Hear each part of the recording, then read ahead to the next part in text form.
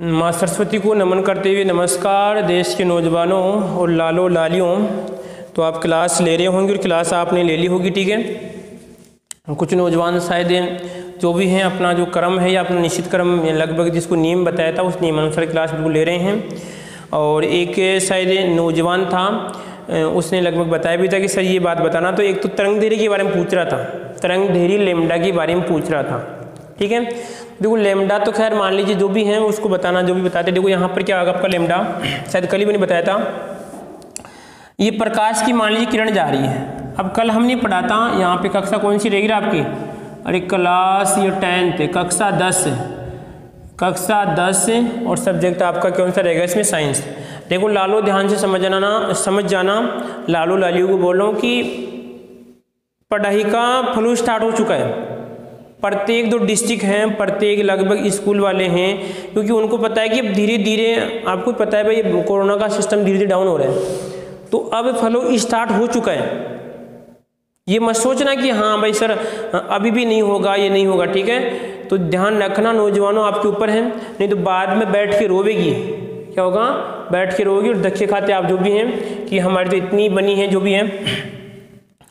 तो देखो लैम्डा का मतलब है लैम्डा, और बोले तो इसको लेंगदा, इसको बोलते हैं लैम्डा। और क्या बोलते हैं लैम्डा, बोले तो सर लेंगदा। ले भाई ये लेंगदा, लेंगदा होता है लेंगदा, ये लेंगदा कहते हैं वो लेंगदा। लेंगदा का मतलब जो लगभग कहने को लंबा होता है, टांगी लंबी होती है, उसकी बात करें हम लेंगदा की। तो लेंगदा अगर मान लीजिए जैसे अगर आपको यहाँ पे दिख नहीं रहा है, अगर जो भी है जैसे मान लीजिए लेंगदा है, ऐसे मान लो आप, अगर लेंगदा की टांगी चौड़ी होगी तो लैम्डा भी क्या होगा, ज़्यादा होगा। और अगर लेंगदा का पाउंडा बोले तो यहाँ पर हम कहते हैं गांव में पाउंडा, भाई पाउंडा लगा रहे जरा खेत के, तो यहाँ पे सिस्टम ये होगा कि यदि पाउंडे अगर ज़्यादा चौड़े होंगे लैम्डा भी क्या होगा इसमें ज़्यादा चौड़ा होगा, ठीक है। और यदि पाउंडे छोटे होंगे तो लैम्डा भी क्या होगा इसमें कम होगा। तो आपको ये ध्यान रखना है कि अगर आपको ये वाली दूरी कौन सी, अगर ये वाली दूरी है या मैं कह सकता हूँ ये वाली दूरी है, अगर जितनी ज़्यादा होगी वही क्या होगा उसका तरंग दैर्घ्य होगा। यदि कोई किरण ऐसी है तो सर ये लैम्डा बहुत लंबा है, ये लैम्डा बहुत लंबा है, इसके पाउंडे ज़्यादा चौड़े हैं, इस बात का हमें ध्यान रखना है। यानी कहने का इसका लैम्डा भी क्या होगा, ये लैम्डा देखो उल्टा है, ये देखो इसकी टांग नहीं, टांग ये टांग है, ये जितनी चौड़ी होगी उतना लैम्डा क्या होगा इसमें ज़्यादा होगा। इसे कहते हैं तरंग दैर्घ्य कहते हैं, ठीक है। तो कल हमने थोड़ा बहुत जो आपका लेसन थी उसकी शुरुआत की थी, चर्चा की थी। अब आगे देखते हैं उसके बाद में फिर बोल रहा हूँ देश के ध्यान से कान खोल के सुन लेना, कानों में निकाल के सुन लेना कि जो समस्या है उन्हीं पे ध्यान दिया जाएगा। ऐसे तो कोर्स आपका रिवीजन होगा नहीं, तो जितना हो सके अपनी समस्याओं को नोट कराए कि सर इस लेसन में हमारी ये समस्या है। आपको भेजने का सिस्टम आपके जो यूट्यूब चैनल है वहाँ पे जाके आपको भेजना पड़ेगा, कि कमेंट करना पड़ेगा कि सर इस वाले टॉपिक को हमें विशेष तरीके से बताना है, ठीक है। अगला चलता है हमारा परावर्तन। अरे प्रकाश आजर भाई तेरा करते हैं हम क्या परावर्तन, इन प्रकाश का परावर्तन। कृपया हिंदी पे नहीं जाए, थोड़ी हमारी हिंदी विशेष है, ठीक है। प्रकाश का परावर्तन, तो प्रकाश का परावर्तन आप सभी जानते, बच्चा 10th में है तो बिल्कुल जानता है, 1 या 2 को छोड़ के, जो स्कूल नहीं गए उसकी बात करूँ मैं। प्रकाश का परावर्तन क्या होता है कि जब प्रकाश की किरण, क्वेश्चन क्या बन सकता है कि प्रकाश का परावर्तन किसे कहते हैं और ये परावर्तन कितने प्रकार का हो। तो परावर्तन की बात करें तो जब कोई प्रकाश की किरण ऐसे मान लो ये है, ऐसे जब प्रकाश की किरण एक माध्यम से चलकर, अब कुछ नौजवान क्योंकि ज़्यादा पढ़ लिया होगा तो उनको ऐसे आएगा ये भी हो सकता है, अरे मेरे को ही पता है भाई हो सकता है, परंतु क्लास कौन सी है, रिवीजन क्लास चल रही है आपकी, रिवीजन क्लास चल रही है देश की नौजवान, हमें तो जो आप भूल सके उसको ताज़ा करें। जब कोई प्रकाश की किरण एक माध्यम से चलती है और दूसरे माध्यम के पृथक्कारी पृष्ठ, जब कोई प्रकाश की किरण एक माध्यम से चलती है, दूसरा जो माध्यम दिख रहा है यानी पृथक्कारी, क्या है इसमें पृथक्कारी पृष्ठ, इस पृथक्कारी पृष्ठ से टकराकर वापस उसी माध्यम में लौट जाती है, उसे हम प्रकाश का परावर्तन कहते हैं। जब कोई प्रकाश की किरण एक माध्यम से चलकर और पृथक्कारी पृष्ठ से टकराकर वापस उसी माध्यम में लौट जाती है तो उसे प्रकाश का परावर्तन कहते हैं। परावर्तन के लिए क्या क्या आवश्यक है, पहली बात तो सर आपकी कौन कौन सी किरण आपतित, अरे कौन सी आपतित, और बोले तो यहाँ पे जापतित परावर्तित, कौन सी कहलाएगी? अरे परावर्तित। आपतित किरण और आपकी परावर्तित किरण। किरण तेरे आने का पता पर तेरे जाने का कोई पता नहीं है, तो आती है पर जाती कोई मालूम नहीं चलता। तो आपतित किरण और आपकी परावर्तित किरण, ये प्रकाश का परावर्तन होगा। यानी पहली बात तो कि एक तो किरण होनी चाहिए, बिना किरण काम नहीं होगा रे। दूसरी बात, किरण किसकी होगी? प्रकाश की होगी। दूसरी बात, इसमें फर्तकारी पृष्ठ होना चाहिए, फर्तकारी पृष्ठ भी होना चाहिए और यहाँ पे माध्यम भी होना चाहिए। ये लगभग तीनों स्थिति होगी तो ये आपका प्रकाश का परावर्तन होगा, अन्यथा प्रकाश का परावर्तन नहीं होगा। ये पृष्ठ कैसा होना चाहिए? बिल्कुल ये पृष्ठ फर्तकारी कहने का मतलब अपारदर्शी होना चाहिए। कैसा होना चाहिए? अपारदर्शी पृष्ठ होना चाहिए, तो ये आपका प्रकाश का परावर्तन होगा।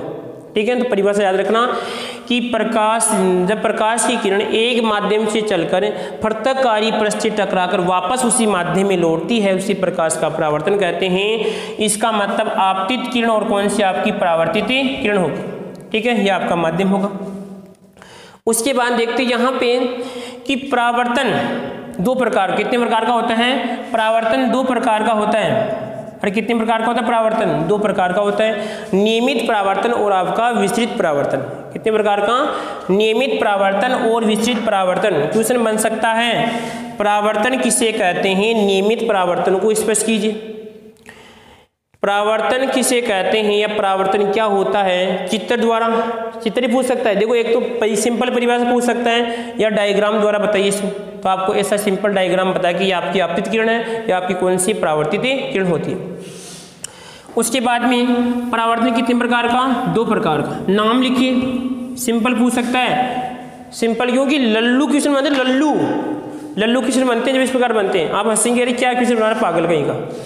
तो कितने प्रकार का होता है? दो प्रकार का। भाई परावर्तन दो प्रकार के होते हैं भाई। प्रकार भी कितने? अरे यार दो प्रकार में यहाँ पे लिख रहा हूँ। यहाँ एक तो रहेगा इसमें नियमित संगठन में शक्ति और आपका विस्तृत। आ जाओ भाई, लड़ लो आराम से। विस्तृत परावर्तन, विस्तृत परावर्तन। तू किधर जा रहा है, वो किधर जा रही है, कोई नहीं पता। संगठन में शक्ति इसका दूसरा नाम नियमित परावर्तन कहते हैं। और इस विस्तृत परावर्तन की बात करते हैं, इसको नियमित कहते हैं। विस्तृत परावर्तन रहेगा नियमित की बात। देखो यहाँ पर अभी नियमित को देखना है, इसको इंग्लिश में क्या कहते हैं? आपका रेगुलर कहते हैं। क्या कहते हैं इसको? रेगुलर कहते हैं। इसका मतलब क्या होगा? नियमित परावर्तन के लिए, नियमित परावर्तन के लिए पहली शर्त है कि जो आपका पृष्ठ होगा कैसा होगा? चिकना। अरे कैसा होगा रे? चिकना होना चाहिए, चिकना। इसका मतलब क्या होगा कि जब प्रकाश की किरण आएगी, कौन सी किरण? आपतित। और ये कौन सी बोलो? जापतित। बोले तो परावर्तित। कौन सी है? ये आपकी परावर्तित है। सर आने का ये चिन्ह है और जाने का ये चिन्ह होता है। ठीक है, उसके बाद में सर यहाँ पे ये भी किरण आ रही। अरे भाई जब तुलना दो से करते हैं, दिख रहा है कुछ ऐसा लग रहा है कि होने वाला है परंतु नहीं होगा, अब कुछ हो जाएगा। ठीक है, तो ये वाली किरण है। सर ये दोनों कैसी किरण बताओ? सर ये दोनों आपकी आपतित है। अरे कौन सी है? आपतित किरण है। और ये कौन सी है बताओ? ये दोनों सी आपकी दोनों कौन सी है? अरे दोनों की बात करें, परावर्तित। कौन सी है? परावर्तित। क्वेश्चन ऐसे पूछ सकता है, ऐसा कुछ सिंपल डायग्राम दे देगा। ठीक है, और सिंपल डायग्राम बताओ, इसमें नामांकित कीजिए। जिस प्रकार आप सोशल साइंस में जो मैप बढ़ते हैं, नक्शा बढ़ते हैं, उसमें आपसे पूछेगा कि राजस्थान है और राजस्थान के पास में कौन है। ऐसे पूछते हैं, जो भी सिस्टम है, राजस्थान है इधर, या मान लीजिए जयपुर, या जयपुर है, या आपका जैसे बाढ़ में इधर जो सिस्टम आता है उस प्रकार आपसे पूछ सकता है। तो ऐसे भी अगर मान लीजिए आपको सिंपल डायग्राम देखें कि निम्नलिखितों को यहाँ पे संकेतों पे नाम लिखिए, कौन सी परावर्तित किरण है, कौन सी आपकी आपतित किरण है, कौन सी यहाँ पर आपका माध्यम, यानी अगर मान लीजिए आपका इसमें चिकना पृष्ठ। ठीक है, तो अब देखो इस स्थिति से इस प्रकार सिंपल डायग्राम देखे भी आपसे पूछ सकता है कि बताओ नियमित परावर्तन है विस्तृत परावर्तन है। तो अब नियमित परावर्तन की पहचान क्या होगी? पहली बात तो पृष्ठ कैसा होगा? चिकना होगा। दूसरी बात, मुख्य बात क्या है इसमें कि जब आपतित किरणें हैं, उन आपतित किरणें तो क्या होती है? समांतर होती है। क्या होती है? समांतर होती है भाई। समांतर का मतलब सर इसमें अंतर क्या होता है? समान होता है। ये इसमें भी क्या होगी? समान होगी। परंतु जो नोट करने वाली बात है, इसमें जो परावर्तित किरणें होती है वो भी क्या होती है बताओ? इसमें समांतर होती है। क्या होती है? समांतर होती है। इसकी पहचान का ये तरीका है। कि हम पहचाने कि सर नियमित परावर्तन हो रहा है या विशिष्ट परावर्तन हो रहा है, तो हम इसको पहचान सकते हैं कि आप जो आपकी दोनों परावर्तित किरणें हैं उन दोनों के मध्य क्या होगा, समान अंतर। यदि यहाँ पर भी 5 सेंटीमीटर है तो यहाँ पर भी 5 सेंटीमीटर, यहाँ पर कितना होगा, 5 सेंटीमीटर होगा। ठीक है, पृष्ठ कैसा होगा, इसमें चिकना होगा। कैसा होगा, चिकना होगा। इन कहने का नीचे वाले पृष्ठ पे अगर जैसे हम बात करें, यहाँ पे इसका उदाहरण जैसे आपका कांच होता है, उस कांच पे आप जैसे अगर फोकस डालते हैं तो कहने का मतलब दूर तक ये प्रकाश पुंज के रूप में जाता है। तो पूछ सकता है कि नियमित परावर्तन का उपयोग कहाँ पे करते हैं, नियमित परावर्तन का प्रयोग कहाँ पे करते हैं। नियमित परावर्तन का प्रयोग हम जैसे मान लीजिए किसी प्रकाश को लंबी दूरी तक भेजने के लिए, प्रकाश को लंबी दूरी तक भेजने के लिए, जैसे मान लीजिए आप अगर कुएं में कोई वस्तु गिर गई, क्या गिर गई, कुएं के अंदर कोई वस्तु गिरी, उसको देखना है तो आप क्या करते हैं, जैसे मान लीजिए यहाँ पे लगा दिए, यहाँ से प्रकाश आएगा तुरंत उसके नीचे जाएगा इस प्रकार यहाँ से टकरा के, तो प्रकाश पुंज के रूप में यानी प्रकाश को एक जगह भेजने का क्या करता है, काम करता है। दूसरी बात इसमें नोट ये कि नियमित परावर्तन की घटना में कभी भी आप यदि नियमित परावर्तन की घटना कर रही हो रही है वहाँ पे, तो कभी भी सूर्य के प्रकाश को परावर्तन से, नियमित परावर्तन से नहीं देखना, अन्यथा आपकी आंख जा सकती है। या आपने कभी देखा होगा कि जैसे कहने का मतलब आंखों में कहते हैं कि जैसे अचानक चमका पड़ता है, तो वो भी किसका, आपका नियमित परावर्तन का क्या होता है, उदाहरण होता है। ठीक है, तो नियमित परावर्तन क्या याद रखना है कि नियमित जब प्रकाश की किरण क्या होती है, जो आपका समतल पृष्ठ है, समतल बोले तो आपका चिकना पृष्ठ है, उस पर टकराकर वापस उसी माध्यम में लौट जाती हैं, और यहाँ पे परावर्तित किरणें क्या होती है, समांतर से आपका नियमित परावर्तन कहते हैं। ठीक है, अगला देखो यहाँ पर आपका कौन सा आएगा, इसमें विस्तृत। अब विस्तृत में पहली बात तो क्या होगा कि सर यहाँ पे, अरे क्या होगा, अरे यहाँ पे सर ये पृष्ठ कैसा होगा, इसमें खुरदरा होगा। क्या होगा, खुरदरा होगा। तो यहाँ पे देखो ये किरण आ रही है, अगर ये किरण आ गई, ये वाली आपकी आपतित किरण है, तो ये आपतित किरण ऐसे जाएगी, ये सर आपकी ऐसी जाएगी, सर आपतित है, ये भी आपतित, ये आपकी जापतित, और बोले तो आपकी परावर्तित। ठीक है, तो सर देखो इन दोनों के मध्य कोई अंतर समान है क्या, नहीं है, ये समांतर नहीं है। तो इसका मतलब कैसा परावर्तन आपका, विशिष्ट परावर्तन है। विशिष्ट परावर्तन क्या करता है, किरणों को फैलाने का काम करता है, इन प्रकाश को फैलाने का काम कौन करता है, विस्तृत परावर्तन करता है। दूसरी बात देखो इसमें कि इसमें पृष्ठ कैसा होता है, खुरदरा होता है। इसमें भी पृष्ठ अपारदर्शी होता है, इसमें पृष्ठ अपारदर्शी होता है, परंतु इसमें पृष्ठ कैसा होता है, खुरदरा होता है। कैसा होता है, खुरदरा। अब खुरदरे पृष्ठ पे क्या होती है, जैसे ही मान लीजिए प्रकाश की किरण क्या होती है, आपतित, और क्या होती हैं, जैसे ही प्रकाश की किरण आपतित होती हैं तो ये क्या करता है, यहाँ से टकराने के बाद में कि जो आपकी भिन्न भिन्न दिशाओं में प्रकाश की किरण फैल जाती है, उसे कहते हैं आपका विस्तृत परावर्तन कहते हैं। और विस्तृत परावर्तन के कारण ही याद रखना, दैनिक जीवन में जो हमें वस्तुएं दिखाई देती हैं वो किसके कारण होती है, आपकी इस विस्तृत परावर्तन के कारण ही होती है। ऐसे मान लीजिए आप अगर मान लीजिए कमरे में बैठे हैं और कमरे में कहीं पर भी प्रकाश का स्रोत नहीं है, फिर भी आपको कमरे में दिखाई दे रहा है। इसका कारण क्या है कि कमरे में अगर मान लीजिए बाहर से अगर प्रकाश की किरण आती है और वो टकराती है, पूरे कमरे में फैल जाती है। यह आपका नियमित जो आपका विस्तृत परावर्तन का उदाहरण होता है। ठीक है, या अब आप कहेंगे कि सर हमारा पृष्ठ तो चिकना है, हमारा पृष्ठ तो चिकना है। अरे चिकना नहीं लालो, देखना उसको ध्यान से देखना, बहुत उबार होते हैं, ऐसे बहुत उबार होते हैं। कुछ नौजवान चिकने भी होते हैं, उनको भी देखना, उनकी क्या होता है, उबार होते हैं। तो यहाँ पर दोनों में अंतर याद रखना। रिपीट कर रहा हूँ, प्रकाश का परावर्तन, जब प्रकाश की किरण एक माध्यम से चलकर दूसरे माध्यम के पृथककारी पर से टकराकर वापस उसी माध्यम में लौटती है तो इसे प्रकाश का परावर्तन कहते हैं। परावर्तन दो प्रकार का होता है, नियमित परावर्तन और आपका विस्तृत परावर्तन। ठीक है, नियमित परावर्तन में क्या होगा, नियमित परावर्तन में जो आपकी परावर्तित किरणें होती है वो दोनों समांतर होती हैं, और यहाँ पे जो आपका पृष्ठ कैसा होगा, इसमें चिकना होगा, और ये क्या करता है, प्रकाश को एक जगह भेजने में या लगभग चमक उत्पन्न करने में क्या होता है, इस नियमित परावर्तन का उपयोग होता है, या इसका दैनिक जीवन में बहुत कम उपयोग होता है। उसके बाद में यदि हम बात करते हैं विस्तृत परावर्तन की बात करते हैं तो इसमें क्या होगा, पृष्ठ खुरदरा होता है, जिससे आपकी जो परावर्तित किरणें होती हैं वो दोनों समांतर नहीं होती है, ये प्रकाश को फैलाने का काम करता है, और दैनिक जीवन में इसी परावर्तन के कारण क्या होती है, हमें वस्तुएं दिखाई देती है। ठीक है, आगे देखो, उसके बाद में अगर किसी नौजवान को कोई जैसे बीच में और भी कोई डाउट है या और कोई क्वेश्चन बन रहा है तो पूछ सकता है। मैंने फिर बोल रहा हूँ क्योंकि रिवीजन क्लास चल रही है, यदि मैं प्रत्येक बात पे ध्यान दूँ। यदि कोई नौजवान नया है, कुछ नौजवान मेरे से पढ़े हुए हैं, परंतु मेरे को पता है कि कुछ नौजवान और भी हैं जो मेरे से नहीं पढ़े, वो देख रहे हैं, तो उन नौजवानों से मेरा निवेदन है कि पढ़ाने का सिस्टम ये है अलग, परंतु यहाँ पर रिवीजन क्लास यदि मैं उस चाल से चलूँगा तो आपको पता है कि एक फिजिक्स का लेसन ही होगा, सोच लो आप, इन फिजिक्स आपकी पूरी हो जाएगी जब तक आपकी जून तक एग्जाम होगी ना, तो जब तक आपका ये होगा सिस्टम, तो सोच लो आप। तो इससे अच्छा है कि आप भी थोड़ा बहुत, भाई हमें पता है कि हम फिजिक्स वाला लेसन पढ़ रहे हैं तो थोड़ा बहुत बैठ के पढ़ो, और जो चीज़ आपको नहीं आ रही है भाई एक बार सिंपल चीज़ है उसको छोड़ दे, हम पढ़ लेंगे, ठीक है हम पढ़ लेंगे, याद होगी सर। कठिन चीज़ है, जैसे एक नौजवान का बोला है कि सर एक तो जो आपका अपवर्तनांक उसके बारे में बताना, तो वो जब आगे आएगा उसको विशेष तरीके से बताऊंगा, ठीक है।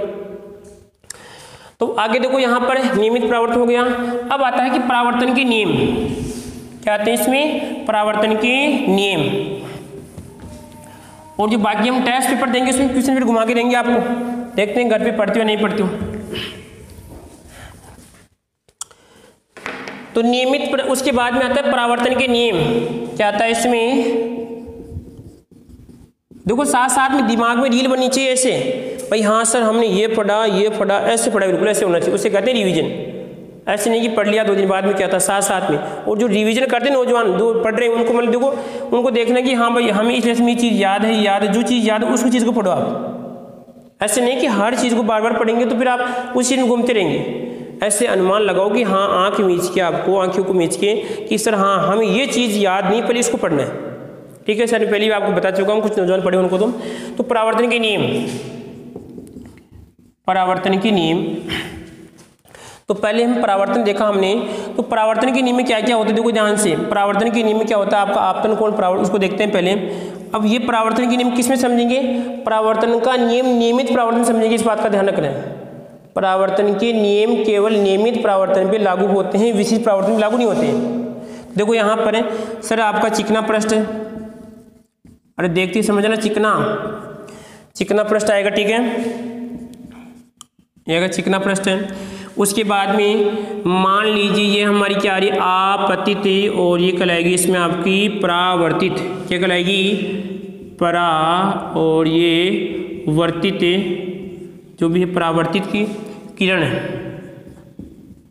देखो डायग्राम पूरा बना के आना, अगर क्वेश्चन आता है तो छोड़ के नहीं आना आपको, ठीक है।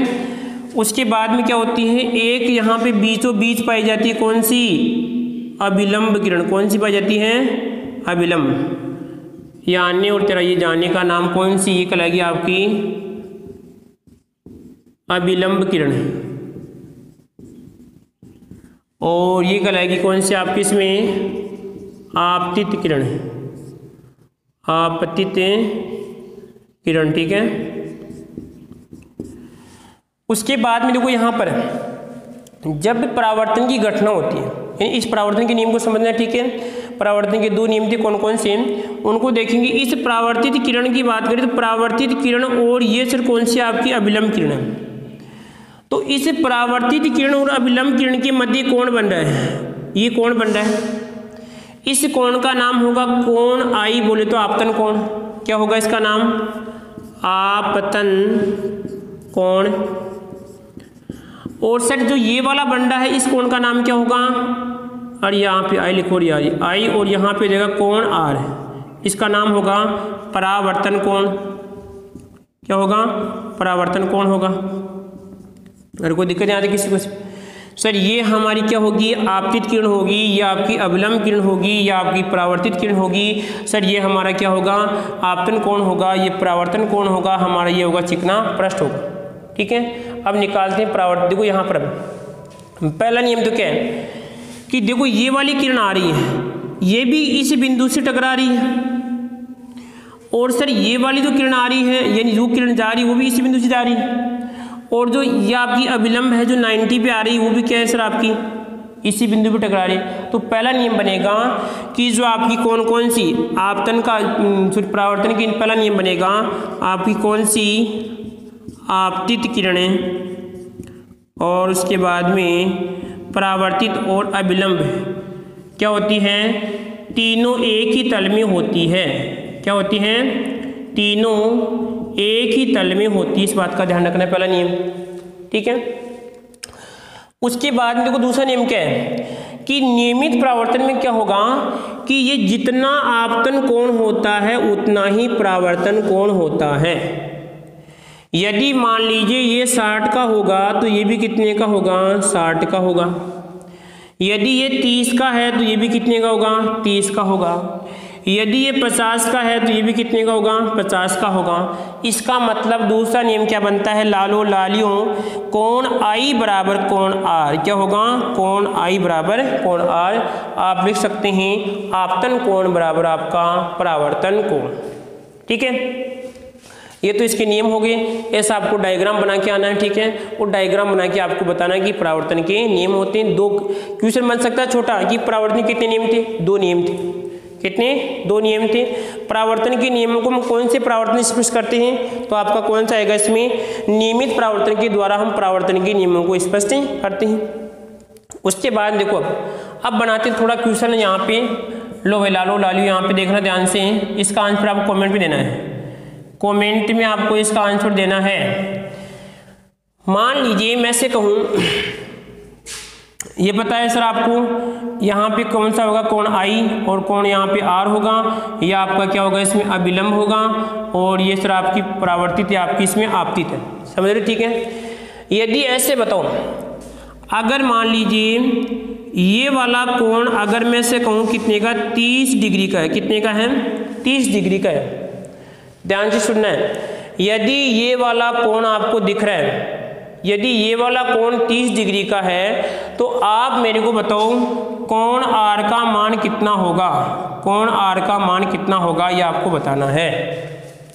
समझ रहे बात को। इसमें यदि जिन नौजवानों को ये रामायण समझ में आ गई तो वो करने का मतलब इस क्वेश्चन का आंसर दे सकता है और कैसे भी घुमा पे इसको आंसर पूछ सकते हैं। ठीक है, अगर कोई दिक्कत नहीं आती किसी को इसमें, तो ये आपका परावर्तन के नियम थे। परावर्तन के कितने, 2 नियम होते हैं नियमित, जो आपके एक तो आपतन कोण और परावर्तन कोण क्या होते हैं, दोनों इसमें समान पाए जाते हैं। जितना आपतन कोण होता है उतने क्या उसमें परावर्तन कोण होता है। ठीक है, और एक यहाँ पे ये अभिलंब क्या करती है, अभिलंब इसके साथ 90 डिग्री का कोण बनाती है। क्या करती है, अभिलंब इसके साथ 90 डिग्री का कोण बनाती है।